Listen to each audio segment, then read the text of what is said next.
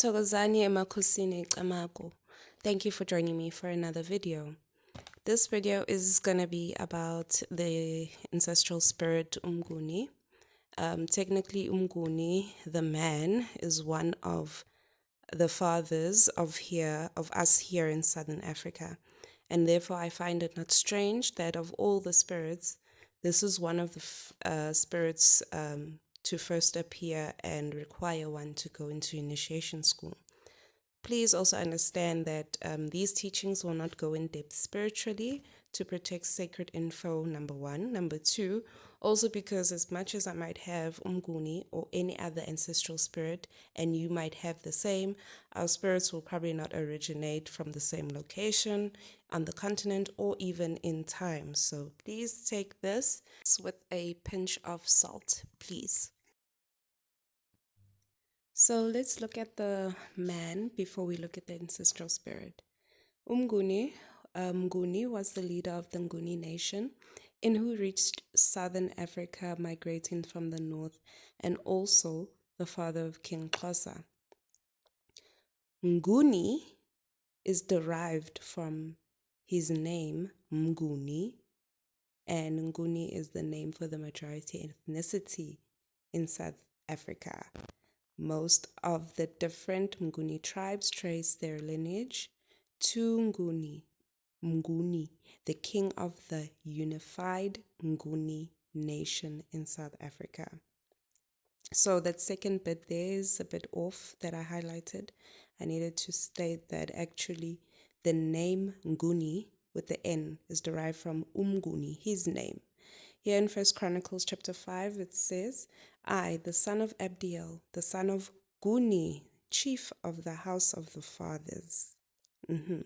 So, according to linguistic evidence and historians, what would be some of the ancestors of the Nguni people migrated from west of the geographic center of Africa towards modern-day South Africa 7,000 years ago, 5,000 BC.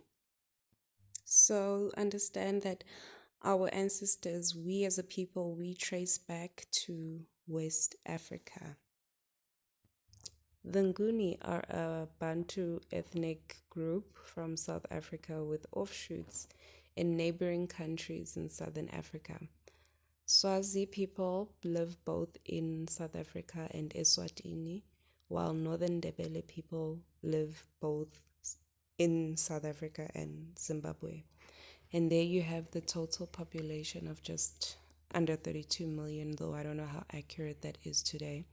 But you also have the Nguni of Zambia and the Ndebele of Zimbabwe.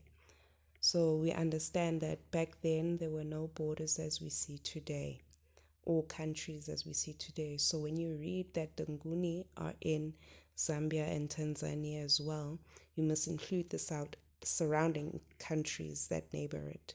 There are Nguni people in Mozambique and Angola as well. As you see there in Tanzania, you have Nguni Malawi as well. These are the Nguni people that we have. And so your ancestry could actually trace back to anywhere or any one of these countries. Both Ndebele of Zimbabwe and the Nguni migrated northwards out of South Africa in the early 19th century during a politically tumultuous era that included the so-called Mfecane and Great Trek. In South Africa, the historic Nguni kingdoms of the Ndebele, Swazi, Xhosa, and Zulu are in the present-day provinces of Western Cape, not Southern, Eastern Cape, Gauteng, KwaZulu-Natal, Limpopo, and Mpumalanga. Now, a number of us who are Sotho find that we have to initiate Umnguni, and we question how so. It's not obvious in historical records, but I will try to the best of my abilities to demystify that as well so that we can get to a better understanding. So let's look at the language. Nguni is used both genetically and typologically The Nguni languages are closely related. In this way, Nguni languages might better be construed as a dialect continuum than as a cluster of separate languages. The linguistic classificatory category Nguni is traditionally considered to subsume two subgroups, Zunda Nguni and Tekela Nguni. This division is based principally on the salient phonological distinction between corresponding coronal consonants, Zunda Z and Tekela T. Thus, the native form the name Swati and the better known Zulu form Swazi. So here we have the different languages of the Zunda languages and the Tekela languages. I want to take the first three, the first three of the ones that are underlined underneath Tekela languages, Puti, Baca, and Hlubi. Puti is a Nguni Bantu language spoken in southern Lesotho and areas in South Africa adjacent to the same border. Puti is Swati, spoken in Swatini and the Mpumalanga province of South Africa. A historic dialect continuum with Swati. Puti is heavily influenced by the surrounding Sesotho and Xhosa languages, but retains a distinct core of lexicon and grammar not found in either Xhosa or Sesotho, and found only partly in Swati to the north. Baca or isiBaca is a Bantu language of South Africa. Traditionally considered a dialect of Swati, it is closer to Zulu, Puti, and Xhosa. It is spoken southeast of Lesotho, where Sotho, Xhosa, and Zulu meet, mainly Mount Ferrer, Zimkhulu, and to a lesser extent in Mount Aleph, Matatiela, Harding, Balwer, Underberg, High Flats, Umzinto, Umzumbe, and Ixopo. Hlubi is a minor Bantu language of South Africa, traditionally considered a dialect of Swazi. It is spoken in South Africa near where the Xhosa, Sotho, and Puti languages meet at the Orange River and the southern point of Lesotho. The scattered Hlubi people speak several languages, including Swazi and the Hlubi dialect of Xhosa in the former Bantustan of Ciskei.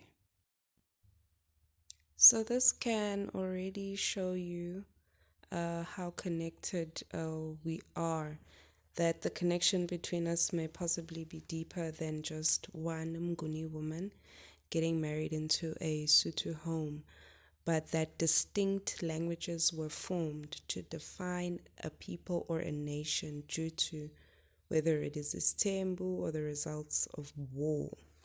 So you find that thus that this would be one of the possible reasons we would find that a Tswana person or a Sesotho person would initiate Umnguni, because this is ancestral spirit is initiated because it is in your bloodline. It is via DNA.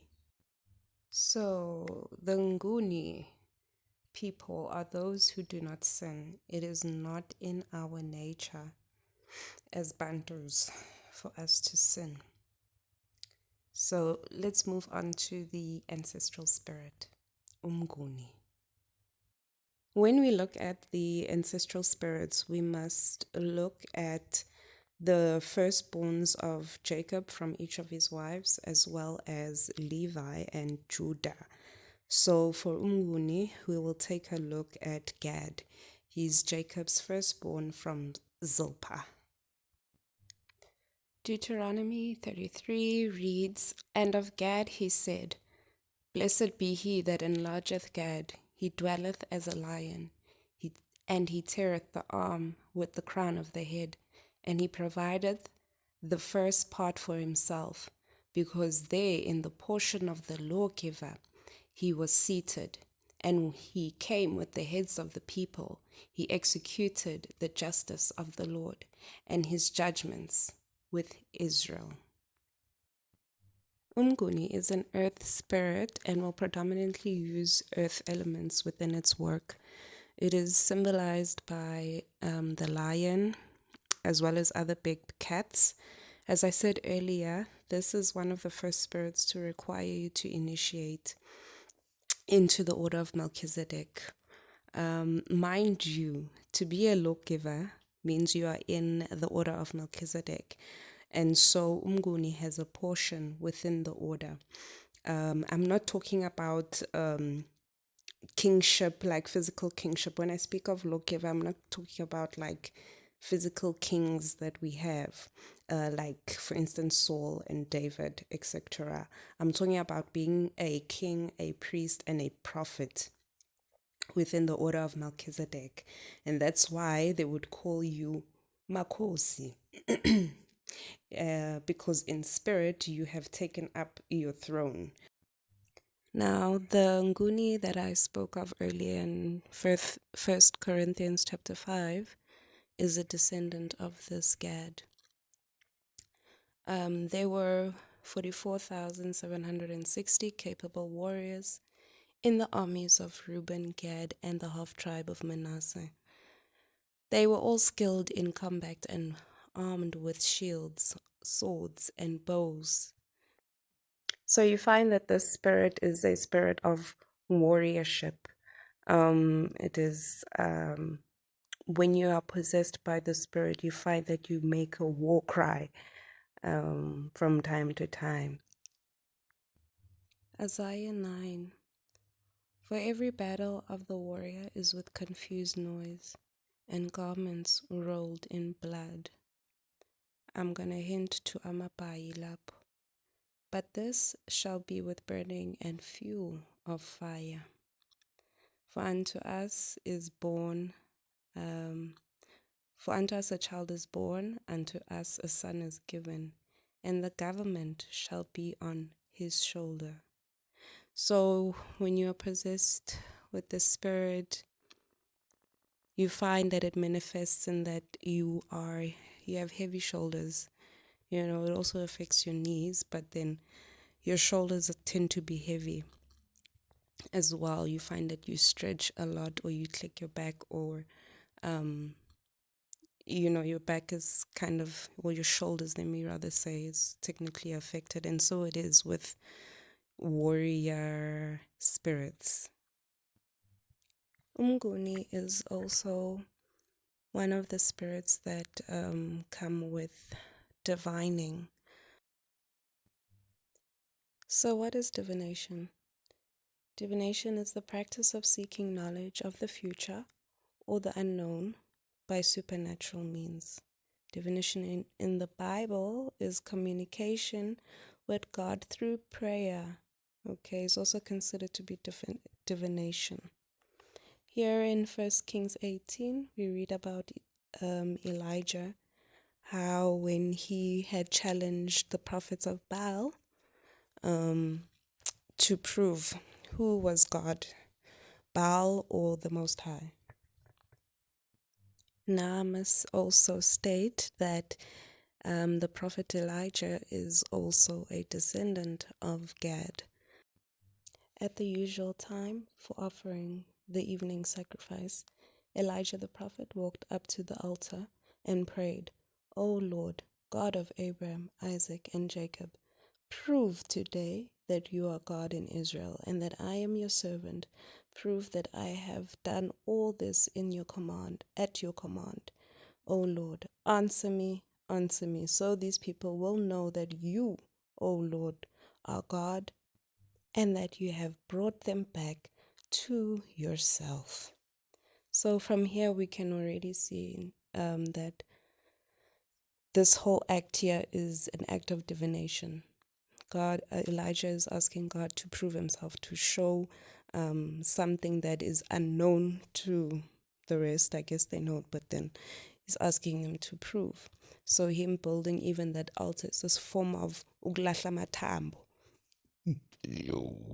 Elijah um, also notice that he has that fearless spirit, you know, and sometimes Umnguni is there for just that, that bravery, you know. Notice too also John having the audacity to tell Herod that it is not lawful under God's law for him to have married the wife that he had married. It's that fearless spirit of a warrior. So thank you guys for watching this far in the video. I hope you learned. Please also understand it's the way I am being taught. So always, even online, please take everything with a pinch of salt.